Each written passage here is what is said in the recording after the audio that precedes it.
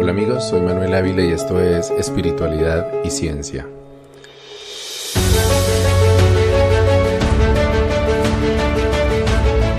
Esta es la primera parte de una serie de 2 episodios en los que voy a hablar sobre la gnosis, una doctrina en la que creí y que practiqué por 7 años, pero que descubrí que es tremendamente peligrosa. Este descubrimiento fue una experiencia muy personal y sucedió a raíz de una crisis de ansiedad que sufrí en 2017 y que narraré con detalle en otro episodio. En este episodio voy a contar la trágica historia de una madre que por influencia de la gnosis mató a su propia bebé de 6 meses. Explicaré qué es la gnosis, por qué es tan atractiva y les contaré la increíble historia de su mayor líder, Samael Aun Weor, que se convirtió en el líder religioso más influyente que ha nacido en Colombia, afectando la vida de millones de personas en todo el mundo, principalmente en Latinoamérica. El 27 de agosto de 2015, Marisol Rue, de origen chileno, y su esposo Raúl Serrano, nacido en Venezuela, viajaron desde Alemania, en donde vivían, a Santiago de Compostela, junto con su pequeña hija Victoria, la triste protagonista de esta historia, de tan solo 6 meses de edad. La pareja se había trasladado a la mítica población gallega, inmortalizada por Paulo Coelho en su bestseller El Alquimista, porque allí se llevaría a cabo un congreso internacional del Instituto Gnóstico de Antropología Samael y Litelantes, una de las tantas organizaciones en el mundo que observan y promulgan las enseñanzas de Samael Aun Weor, el desaparecido líder espiritual colombiano, a quien ya me he referido en varias oportunidades en este podcast. El viaje había empezado con mucha alegría y expectativa para esta joven pareja, que por primera vez se aventuraba en un viaje fuera de Alemania con su primera bebé. Sin embargo, había algo turbio que amenazaba la armonía de los Serrano Rue. Raúl no estaba del todo convencido de que Victoria fuera hija suya. Todo comenzó en junio de 2014. Marisol y Raúl llevaban juntos unos 5 años y ambos estaban comprometidos con su camino espiritual en la gnosis. Seguían con dedicación las prácticas en las que Samael había instruido a sus discípulos para supuestamente lograr la liberación de la conciencia y el desarrollo de poderes psíquicos, ayunos, meditaciones, ceremonias, pero lo más importante, practicar el sexo con frecuencia, pero evitando a toda costa que Raúl eyaculara, algo que para los gnósticos es equivalente a un pecado capital para los cristianos. Probablemente querían tener un hijo, pero haciéndolo dentro de la doctrina samaeliana. Según la gnosis, la pareja cósmica no podía engendrar a través de la eyaculación como los demás mortales, sino que debían practicar el Sahaja Maituna, una técnica derivada del tantrismo de la India, que podría describirse como una maratón de sexo de mínimo 1 hora, sin movimientos fuertes ni posiciones que no fueran la del misionero, ni muestras de lujuria o pasión, recitando mantras, haciendo oración y, lo más importante, sin eyacular una sola gota de semen y tampoco tener ningún orgasmo. Siguiendo esta práctica, dice la gnosis, los iniciados pueden recibir la encarnación de un espíritu superior de luz, que descendería del cosmos, adoptaría la forma de un solo espermatozoide de pura luz y viajaría hasta el útero de la esposa para fecundar un óvulo y formar así un ser ascendido, un bodhisattva, incluso tal vez un profeta. Pero hay de aquellas parejas que se atrevieran a fornicar, que era la palabra con la que Samael se refería al simple acto de eyacular. De concebir un hijo de esta forma, las parejas corrían el riesgo de traer al plano físico a un demonio o a la encarnación de un espíritu sin conciencia o incluso un ser malvado. Sé por experiencia propia que estas sentencias pueden llegar a ser una enorme presión en la mente de quien las acepta como verdad. Sin duda, Marisol y Raúl vivieron muchos momentos de angustia al fallar en la improbable meta del desapasionado, lánguido, místico, estático, maratónico, rutinario, seco y complejo sexo samaeliano. Pero todo se complicaría aún más en ese verano de 2014, cuando Marisol, alienada por todos estos dogmas esotéricos y aparentemente afectada también por problemas aún no diagnosticados de salud mental, tuvo una crisis que la llevó a abandonar a su pareja y embarcarse en una peligrosa aventura. Según su propio testimonio, durante sus prácticas ceremoniales para salir en cuerpo astral, otra de las doctrinas gnósticas que según Samael todo iniciado debería manejar para poder avanzar en su camino espiritual, Marisol recibía mensajes de seres superiores que le habían venido diciendo que tenía una importante misión redentora para salvar a la humanidad. En uno de esos sueños lúcidos, la joven vio una cruz blanca, que inmediatamente relacionó con la bandera de Suiza. La mañana siguiente, convencida de su predestinación mística, Marisol salió de su casa en Alemania y sin decirle nada a Raúl tomó un tren hasta Suiza. Pero por el camino siguió recibiendo mensajes místicos, así que cambió de tren y terminó en otro tren que la llevó a la estación de la ciudad alemana de Stuttgart. En aquella estación, algo grave sucedió, porque los eventos exactos de los 5 días que pasó en Stuttgart se borraron de su mente. Lo poco que dijo recordar es que había sido secuestrada por un vagabundo que la violó. Luego de eso, los servicios sanitarios de la ciudad la encontraron desmayada en la ciudad y la internaron en un psiquiátrico de Stuttgart durante 10 días. Del relato de Marisol, solamente la última parte pudo ser contrastada posteriormente. El caso es que mientras ella estaba en Stuttgart, Raúl la buscaba por cielo y tierra y ya había interpuesto la denuncia por su desaparición ante las autoridades. Los médicos del psiquiátrico donde estuvo internada inicialmente emitieron un diagnóstico de esquizofrenia paranoide. Le recetaron los medicamentos psiquiátricos del caso y la contactaron con Raúl para coordinar el alta de su compañera. A pesar de lo sórdido del episodio, especialmente lo relacionado con la violación por parte del vagabundo que al parecer no pudo ser localizado, Raúl estaba feliz de haber recuperado a su pareja y juntos decidieron dejar atrás el incidente.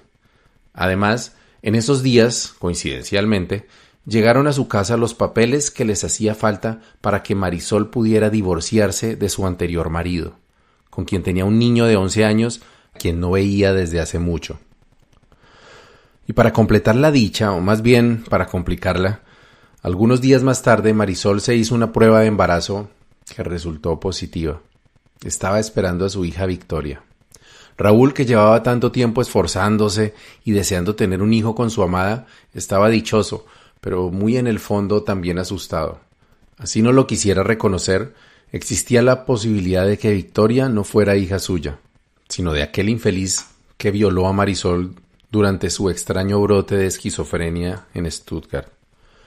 Las dudas sobre su paternidad de Victoria salieron a relucir en alguna discusión de pareja. En condiciones normales, tal situación sería complicada para cualquier otra pareja, pero recordemos que Marisol y Raúl eran gnósticos, así que había mucho más en juego que una desafortunada concepción extramarital. Una concepción surgida de una eyaculación y más aún durante un acto de pura lujuria y con un hombre que Samael hubiera llamado un homúnculo irracional equivocadamente denominado hombre, podía ser el vehículo para la encarnación de un ser de las tinieblas, o incluso del mismísimo anticristo. Con lo cual, la pareja decidió dejar a un lado las dudas, ignorar la prescripción de psicofármacos y redoblar su trabajo espiritual o la gran obra, como se dice en la Gnosis. El viaje a Santiago de Compostela seguramente hacía parte de este esfuerzo por limpiar cualquier impureza espiritual que se hubiera cernido sobre ellos y que amenazaba con destruir la felicidad de la joven familia. El 30 de agosto, después de una jornada de más conferencias, Marisol y Raúl tuvieron una discusión. Hay varias versiones sobre lo que la motivó. Marisol dice que ella se puso celosa porque en el Congreso apareció una mujer que había sido pareja de Raúl y éste le repitió sus dudas sobre la paternidad de Victoria y le exigió una prueba de paternidad. Marisol empezó a sentirse mal y discutió fuertemente con Raúl. Motivada por la ira, la mujer de 34 años tomó sus maletas y a la pequeña Victoria, salió del hotel y se dirigió al aeropuerto de la ciudad donde trató de conseguir un tiquete de regreso a Alemania. Pero el dinero que tenía no le alcanzaba para el tiquete y probablemente tampoco para el taxi de regreso, porque no le quedó más remedio que llamar a Raúl para que las recogiera en el aeropuerto. Esa noche, Lejos de mejorar, las fricciones de la pareja se agravaron y la discusión se repitió. Marisol, que a medida que se iba sintiendo más ansiosa, continuaba recibiendo más mensajes crípticos en su mente y, viendo las señales sobre su misión en aquel lugar, vio que Raúl se rascaba la cabeza. Algo le dijo que esa era una señal de que su pareja quería hacerle daño. Así que la alienada Marisol empezó a gritar pidiendo auxilio y le lanzó un zapato a Raúl exigiéndole que saliera de la habitación del hotel. Los ruidos alertaron a algunos de los huéspedes que también participaban en las conferencias gnósticas. Salieron a ver qué sucedía.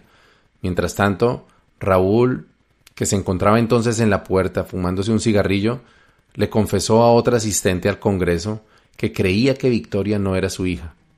Esa noche tuvo que dormir fuera de la habitación porque Marisol trancó la puerta con las maletas y apenas le pasó algunas prendas de ropa. Marisol no aceptó a Raúl el domingo tampoco, por lo cual él tuvo que entretenerse en una visita guiada al casco histórico de la ciudad y haciendo otras cosas.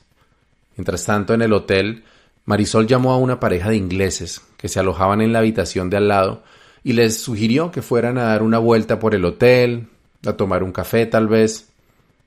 Esta pareja tenía un bebé de 1 año, así que los 5 bajaron al café que quedaba en el lobby, pero Marisol se veía ensimismada, agotada y triste, según los gnósticos británicos. Mientras se tomaban el café, el niño de 1 año de los ingleses señaló con su dedo el ojito izquierdo de Victoria, y en ese momento Marisol recibió un nuevo mensaje telepático que tendría consecuencias irreparables. La voz que la guiaba le dijo que su pequeña hija de 6 meses era la encarnación del mal, y que el niño que la había señalado era un guerrero de la luz que estaba librando una batalla espiritual en contra de ella. Por lo tanto, según declaró Marisol, la voz le indicó que debía matar a la niña antes de que cumpliera 1 año, para salvar de este modo el mundo, y que como premio por su sacrificio sería recogida por una nave espacial para viajar al sistema de Sirius, a un planeta donde viven los Cristos que murieron por la humanidad. Esta, por supuesto, era otra enseñanza de Samael Aun Weor, quien decía que Sirius era la capital de la Vía Láctea y el lugar en la que los seres ascendidos reencarnaban como dioses. Después de que el niño señaló el ojito de Victoria, Marisol permaneció por unos minutos en una especie de trance, que interrumpió intempestivamente levantándose de la mesa para dirigirse a su habitación, según dijo, para amamantar a la niña. La mujer inglesa, que también tenía nacionalidad portuguesa, sintió que algo no estaba bien y poco después decidió subir a la habitación de Marisol en el 7º piso. Cuando llegó, encontró a Marisol nuevamente, pero estaba como ida. ¿Y la niña?, le preguntó, pero no obtuvo respuesta. Entonces atravesó el umbral afanadamente sin que Marisol lo pusiera resistencia y vio un bulto en la cama, cubierto totalmente con una sábana y sujetada por 2 piedras blancas con vetas negras. «No puedes tapar tanto a la cría», le dijo a la inmóvil madre. Luego retiró la sábana y encontró lo que temía. Era Victoria, que ya no respiraba. La mujer salió corriendo escaleras abajo para pedir ayuda a su esposo, que convenientemente trabajaba en primeros auxilios en Inglaterra. El hombre llegó rápidamente a la habitación con otro asistente al Congreso y trataron de practicarle una maniobra de resucitación a la pequeña víctima mientras esperaban a la ambulancia que ya habían solicitado. Marisol, mientras tanto, seguía sentada en silencio, hasta que uno de los caballeros que trataban infructuosamente de salvar a la niña le dijo: «Tranquila, tal vez va a respirar». Dicen que entonces la mujer saltó como un resorte y se lanzó sobre la pequeña para apretarle el cuello con fuerza. Cuando llegaron la policía y los paramédicos, tuvieron que sacar a Marisol entre 4 hombres, porque ella se resistía. Dicen que mientras la sacaban, la mujer gritaba palabras ininteligibles. La fiscal del caso pidió 25 años de internamiento en un psiquiátrico penitenciario para Marisol, quien aprovechó su última intervención en el juicio para decir las siguientes palabras: «Yo tengo una enfermedad que me quitó lo que más amaba, que era mi hija, Me quitó a mi niña hermosa, me quitó a mi marido y ahora me va a quitar 25 años de mi vida. Amaba y amo a mi hija. Quiero saber dónde está enterrada. Si la voy a poder ir a ver y llevarle una flor, la extraño mucho. No pasa un día que no piense en ella. Sueño que la cuido, que le doy de comer, que la paseo. No sé qué voy a hacer de mi vida sin mi hija. El caso de Marisol y Victoria es obviamente un caso extremo de los efectos nefastos de las enseñanzas de Samael Aun Weor, pero tristemente no es ni el único ni el último evento en que las teorías gnósticas, que en su apariencia son nobles y benignas, se han convertido en un tormento para personas o incluso familias enteras.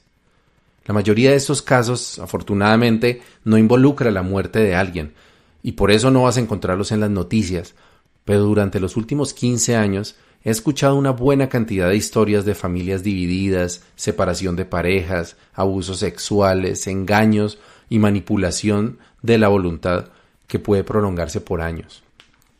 Mi objetivo con este episodio y esta narración no es generar miedo, ni denigrar de las instituciones o personas que practican o enseñan la gnosis, sino crear conciencia de los peligros que ciertas doctrinas y prácticas entrañan, para que te protejas y evites pasar por los aprietos que muchas personas, entre las cuales me incluyo, hemos tenido que superar para desintoxicarnos de las ideas francamente destructivas que la gnosis inocula en la mayoría de sus adeptos.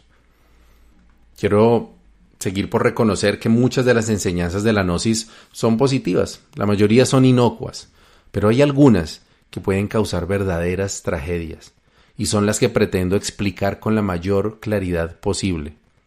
He leído varios libros de Samael, es decir, una pequeña parte de los más de 60 libros que se le adjudican, y aunque uno encuentra muchas cosas repetidas y un estilo a veces rimbombante y enrevesado, reconozco el atractivo de su obra. Samael Aun Weor era un verdadero maestro de la redacción mística y el imaginario esotérico.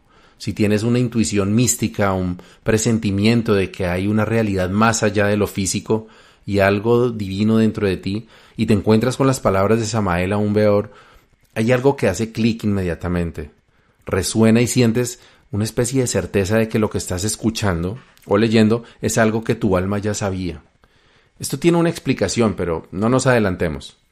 Empecemos con un poco de historia, especialmente para quienes no estén familiarizados con esto de la gnosis. La gnosis o gnosticismo son términos muy antiguos que se derivan del sustantivo griego gnosis, que quiere decir conocimiento. Sin embargo, no se refiere al conocimiento en general, sino a un tipo de conocimiento bien particular, el conocimiento o creencia en la intuición de que los seres humanos tenemos una naturaleza divina, que tenemos como una chispa sublime dentro de nuestras limitaciones y que puede ser liberada y potenciada a través del trabajo en uno mismo. El concepto de gnosis hace parte de la filosofía helenística, como contraparte experimental o práctica de la epistemología, que en cambio se trata del conocimiento teórico. En todo caso, se trataba de una corriente filosófica más que religiosa, que agrupaba las teorías sobre la naturaleza humana en las que el componente divino no se encuentra afuera del ser, sino dentro de cada uno de nosotros. En ese sentido, gnosis vendría a ser la contraparte de la religión, ya que si atendemos al origen etimológico de los dos términos, religión busca religar al ser humano con la divinidad que se hallaría en el cielo o en otra parte, mientras que la gnosis dice, no, la divinidad está dentro de cada uno, así que el camino no es la adoración y alabanza para lograr los favores de la deidad, sino trabajo interno para sacar esa chispa divina y convertirse uno mismo en Dios, o en Cristo, como dicen también. En el corazón del debate entre estas filosofías, lo que se encuentra es básicamente la dicotomía entre quienes creen que se necesita un Dios externo y reglas impuestas desde afuera para asegurar que los seres humanos no caigamos en un abismo de degeneración, y quienes en cambio opinan que cada uno tiene una semilla de la justicia divina dentro de sí y basta con promover las prácticas adecuadas para lograr la perfección del carácter humano y superar nuestros instintos animales. Esta diferencia surge de la misma división que ya hemos explorado en otro episodio entre las funciones mentales del cerebro primario o reptiliano, que nos lleva a ser más jerárquicos, territoriales y marciales, que vendría a ser la parte religiosa, y el sistema límbico y la corteza cerebral del cerebro que nos empuja a ser más sociales, planeadores, cooperativos y exploradores, comportamientos que se entienden mejor con la exploración y praxis que ofrece la gnosis. Pero bueno, entonces la gnosis era filosofía, pero por su naturaleza inevitablemente terminó convirtiéndose en un movimiento espiritual, digamos. No solo eso, sino que además terminó por entretejerse con la religión, particularmente a partir del surgimiento del cristianismo en el siglo I después de Cristo.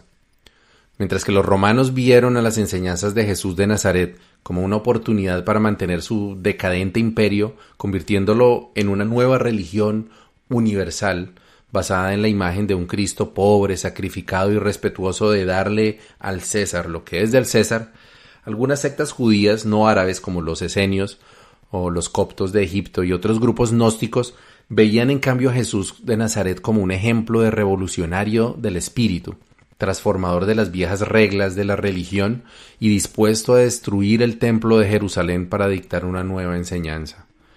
Y aquí viene uno de los grandes peligros de la gnosis que se pueden ver en el propio origen de este movimiento y de la gnosis cristiana, y que como verás tiene mucha relación con la trágica historia de Marisol y Victoria. Los gnósticos, desde sus inicios, siempre han sido interpretativos místicos. Esto quiere decir que basan gran parte de su cosmovisión en la capacidad de la intuición humana para determinar el significado oculto o secreto de símbolos, eventos y actos que para el común de la gente tienen un significado secular o insustancial. Pues estos protonósticos cristianos se dedicaron a analizar la vida y las enseñanzas de Jesucristo y, entre comillas, develar los mensajes esotéricos que creían que el maestro de Galilea estaba dejando ocultos para que fueran entendidos por sus seguidores iniciados. Como decía en Mateo capítulo 11, el que tiene oídos que oiga. Fue así como los gnósticos empezaron a formar un cuerpo de conocimientos esotéricos, derivados de las a veces confusas parábolas y metáforas de Cristo, las cartas del apóstol Pablo y mucho más aún de las oscuras revelaciones del libro del Apocalipsis. Según la doctrina gnóstica, a grandes rasgos, Jesús entra a Jerusalén en un burro, que simboliza el dominio de la conciencia cósmica, que sería Jesús, sobre la mente, que es lo que representa el burro. Probablemente por la acepción de la palabra burro como adjetivo peyorativo en todos los idiomas casi, como falta de inteligencia. Luego se dedica Jesús a predicar el reino de los cielos, que para los gnósticos significaría el despertar de la conciencia. Y finalmente, Cristo se sacrificaría para representar lo que los gnósticos llaman el drama del Cristo cósmico, una supuesta epopeya interna de entrenamiento espiritual enfrentándose a la tentación de la carne, que es como lo que Jesús hizo en el desierto, después combatiendo esta tentación con ayunos y penitencia, que sería también la oración en el huerto, los 40 días en el desierto también, para terminar revelando el misterio de la encarnación del segundo Logos, o Cristo solar, a través del poder del sacrificio y el sufrimiento. Ojo con estas palabras porque más adelante vamos a recalcar en eso. Sobre esta base general, surgen varias escuelas de conocimiento iniciático, principalmente escuelas de misterio que van construyendo una cosmogonía cristiana paralela a la que la Iglesia Católica iba extendiendo por el mundo a punta de Biblia y espada. Y tal como hizo la Iglesia, los grupos gnósticos fueron cooptando saberes paganos y saberes iniciáticos esotéricos. Entre ellos hay creencias celtas, wiccanas, budistas e hinduistas, pero la influencia más relevante para la gnosis samaeliana fue del tantrismo de origen tibetano. El tantra, que es un conocimiento milenario fundamentado en la creencia de un cuerpo energético que está formado por vórtices de energía, los chakras, enseña a sus adeptos que la energía sexual que se descarga durante un orgasmo puede ser contenida, canalizada y transmutada para energizar ese cuerpo sutil que tendríamos dentro de todos nosotros y obtener con esta energía todo tipo de beneficios como curación de enfermedades, aumento de la creatividad, mejoramiento de la potencia física, de la inteligencia, pero sobre todo lograr la liberación de esa esencia divina dentro del ser. Esto es el Tantra. Estas teorías, no son exclusivas tampoco del tantrismo, sino que han sido exploradas por muchos cultos iniciáticos también. Esto incluye el rosacrucismo de Arnold Krumheller, que fue uno de los autores que Samael más plagió. Pero todos estos saberes han observado, con justa razón, que el sexo es una fuerza muy poderosa que tenemos todos los seres humanos. Y entonces estos místicos y estos cultos han tratado de desarrollar técnicas, dietas, ejercicios y otros métodos para usar esa fuerza con fines esotéricos. Es entendible para quien haya experimentado un orgasmo que el ser humano pues considera este fenómeno como algo metafísico, incluso místico. Esto mismo sucede con la ensoñación. Seguramente habrás tenido en más de una oportunidad alguna experiencia onírica que podrías describir como demasiado realista, inquietante, como sueños premonitorios, parálisis del sueño, sueños extremadamente reales, como también conocidos como sueños lúcidos. Pues el esoterismo en general y obviamente, por lo tanto el gnosticismo, siempre han dotado de una relevancia sustancial el análisis y la potenciación de los sueños. Pues esos dos puntos, el sexo y los sueños, serían la base de la doctrina que empezó a construir el joven Víctor Manuel Gómez Rodríguez, un colombiano de clase media, nacido en la Bogotá de principios del siglo XX, que desde adolescente se sintió atraído por el esoterismo. Inició su búsqueda espiritual en los grupos rosacruces y teosóficos de la ciudad, pero rápidamente se desencantó de lo limitado que le pareció el conocimiento que se impartía en estos grupos. Debido a esto, Víctor Manuel empezó a cazar libros esotéricos en las bibliotecas de la ciudad con conocidos esoteristas y se sumergió en la lectura, convirtiéndose, como él mismo lo relata en su autobiografía, en un ratón de biblioteca. Durante los años que siguieron, haciendo uso de una memoria prodigiosa y la disciplina de estudio que seguro habría sido mejor aprovechada en una ciencia de verdad, el joven Víctor empezó a formar su propia síntesis de conocimientos ocultistas y esotéricos, principalmente de la teosofía de Madame Petronila Blavatsky, la antroposofía de Rudolf Steiner y en general autores famosos de la materia como Arnoldo Krumheller, que ya mencioné antes, el conde Saint-Germain, Paracelso, Gurdjieff, Ouspensky, entre otros, y hasta de un buen número de poetas cuyas obras parafraseó o acomodó copiosamente en sus libros. De los años siguientes poco se sabe, pero al parecer se convirtió en una especie de vagabundo que recorría varias ciudades de Colombia en búsqueda de maestros esoteristas y se ganaba la vida como adivinador, guía espiritual o lo que pudiera hacer con sus particulares conocimientos. Con apenas 23 años se casó por primera vez y tuvo 2 hijos, pero debido a las carencias económicas y falta de cuidados médicos perdió a uno de ellos, Luz Estela, que tenía apenas 2 añitos. Poco antes de cumplir los 30 años de edad, Víctor Manuel, que se encontraba en la ciudad de Armenia, conoció a Arnolda Garro Mora, quien se convertiría en su esposa por el resto de la vida.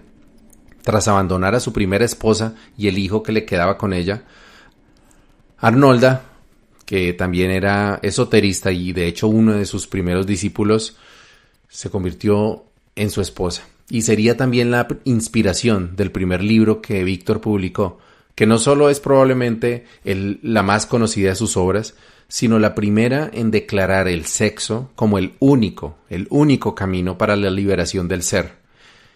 También fue la primera vez en que Víctor Manuel firmó con su primer apelativo Aún Weor, o Beor, que creo que es la pronunciación correcta. Después del éxito del matrimonio perfecto, Aún Beor se dio cuenta que su compilación de saberes esotéricos, a los que añadía pinceladas de invención propia, se vendían como pan caliente. Por supuesto, nunca les daba el crédito a los autores originales de los conceptos que divulgaba, sino que los narraba como si fueran fruto de su propio descubrimiento o inspiración, con frecuencia haciendo referencias a experiencias personales en las que decía que había recibido esas enseñanzas de parte de un maestro de la logia blanca o una deidad en los mundos internos. También probó el éxito de las referencias oscuras e imprecisas con las que aludía al instinto del lector, de tal forma que, como sucedía con Nostradamus o con los horóscopos de los diarios, sus textos parecieran predecir eventos futuros, adivinar situaciones personales del lector o corroborar sus escritos del futuro. Sin embargo, si uno hace un análisis imparcial de sus libros, se encuentra que son recopilaciones de ideas desordenadas, confusas y en no pocos casos contradictorias. No voy a entrar a detallar dichas contradicciones, pero en la página web de este podcast comparto un enlace a un sitio web en el que se transcriben estas incoherencias entre diferentes libros escritos por este señor. Hay algunas cosas que puedo reconocerle a los libros de Aún Weor, además de la que ya referencié de su facilidad para escribir relatos con aire de revelación mística. Por una parte, lo prolífica de su imaginación y de su memoria, que le valió para escribir más de 60 libros de mediano tamaño en un espacio de menos de 30 años. Y por otra parte, la creatividad que tenía para inventar los títulos de sus obras. La Revolución de Bell, Rosa Ígnea, El Libro Amarillo, El Parsifal develado, El Misterio del Áureo Florecer y otros aún más grandilocuentes y originales, la verdad. Un hecho importante de la vida de Aún Weor, que de alguna manera terminó teniendo una gran influencia en mi propia vida, así como en la vida de otros miles, sucedió alrededor del año 1953, mientras en Colombia se celebraba el fin, o por lo menos una pausa, en la época de la violencia partidista. En este año, Víctor Manuel Gómez viajó a la Sierra Nevada de Santa Marta, a donde llegó junto con su esposa Arnolda, quien ahora se hacía llamar Litelantes, y los 3 hijos que ya tenían, en búsqueda del conocimiento de los mamos, famosos entonces por su disciplinada espiritualidad ancestral. Allí aprendió la medicina ancestral de los arhuacos y dicen algunos que recibió de ellos el poporo y la aseguranza de la sierra, similar a la que yo recibí 60 años más tarde de eso. Pero tal sería la labia y la asertividad de Aún Weor que terminó por convencer a algunos de los mamos para que aceptaran las enseñanzas de él, la gnosis, diciéndoles que él tenía el poder de entrar en estado de jinas, que esto es como la posibilidad de llevar el cuerpo físico a la 4ª dimensión, y que de esta manera había entrado al interior de la Sierra Nevada, donde según él se encontraba el Summum Supremum Sanctuarium, de lo que él llamaba el Tíbet de América. Algunos de esos mamos incluso llegaron a ver en Aún Weor la encarnación de un antiguo sabedor arhuaco que algunos de sus ancestros profetizaron. Desde entonces se generó una división en la Sierra Nevada entre los que aceptaron a Samael como un profeta y quienes lo veían como un charlatán. A pesar de que los últimos fueron mayoría, los nuevos mamos gnósticos siguieron propagando las doctrinas esotéricas de Samael y hasta hoy en día se mantienen vigentes en algunos pocos mamos estas creencias, entre ellos los mamos Andrés y Lorenzo Izquierdo, que fueron los que nos entregaron poporos y usos a los muiscas gnósticos de Pueblo Nación Muisco Chibcha. Este encuentro inicial con los indígenas de la sierra fue un punto de inflexión en la vida del futuro gurú y su movimiento gnóstico, ya que Aún Weor entendió el poder de la ancestralidad en el imaginario colectivo americano, y esta fue la base de una de sus estrategias más duraderas para la expansión del gnosticismo y en particular del culto a la personalidad de Aún Weor en el futuro. También en la Sierra Nevada sucedió otro evento importante para él, que fue lo que él llamó el advenimiento de Samael, un supuesto espíritu o logos regente del planeta Marte que lo había poseído para preparar al mundo para el inicio de la era de Acuario, un confuso, hipotético periodo cósmico de cuyos límites no se ponen de acuerdo ni astrólogos ni esoteristas y que según convenga ubican entre el momento del nacimiento de Jesucristo y febrero de 2021, y que supuestamente duraría unos 2160 años. Según el ahora rebautizado como Samael Aún Weor Maitreya Buda Avatara Kalki de la nueva era de Acuario, un nombre un poquito rimbombante, la nueva era empezaría el 4 de febrero de 1962. Tan pronto como Víctor Manuel abandonó la Sierra Nevada, se dedicó al curanderismo en la cercana ciudad de Ciénaga en el Caribe colombiano. Por ofrecer servicios médicos sin licencia fue de hecho puesto en prisión por unos días, pero según sus cuentas, el arresto se dio por el, entre comillas, delito de curar a los enfermos. También dice que se le imputó por indecencia, al reconocérsele como el autor del matrimonio perfecto.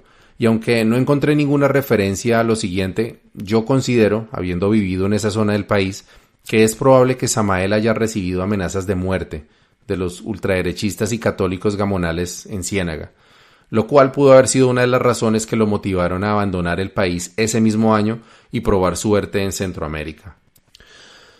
El periplo, que comenzó en Panamá, llevó a la familia Gómez Garro hasta Costa Rica, en donde nació su cuarto hijo. Continuaron por Nicaragua, Honduras, El Salvador y Guatemala hasta llegar a su destino final, México, entrando por el estado de Veracruz.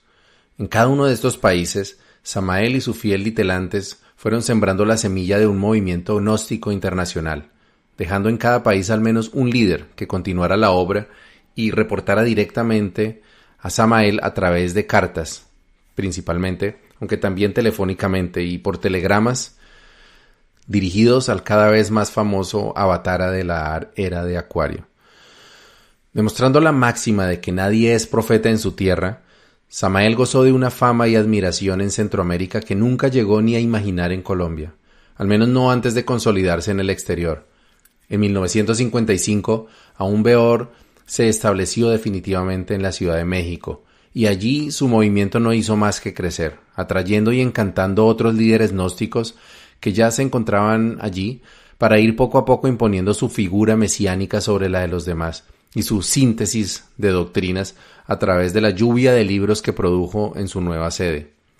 Otra cosa que habría que admirarle a Samael, de no ser por su uso sistemático del engaño y la manipulación emocional, era la capacidad de liderazgo y de ejecución que tenía. Aún Beor no solamente fue prolífico en su obra literaria, sino también en la cantidad de organizaciones y siglas que parió. Entre ellas las más conocidas fueron el Movimiento Gnóstico Cristiano Universal, MGCU, que es la organización a la que perteneció el abuelo Huber, de quien hablé en un episodio reciente, el Partido Socialista Cristiano Latinoamericano, POSCLA, el Instituto de la Claridad Universal, ICU, la Asociación Gnóstica de Estudios Antropológicos y Culturales, AGEACAC, que es, si no recuerdo mal, la organización a la cual pertenecieron los abuelos Suagagua y Siguacinza Neusa. Hasta aquí el episodio de hoy. La próxima semana te contaré la segunda parte de la historia de Samael Aún Beor, explicaré por qué es tan peligrosa la gnosis y aventuraré una teoría de lo que verdaderamente ocurrió con Marisol, Raúl y Victoria. No te lo pierdas. Buen camino y buena brisa.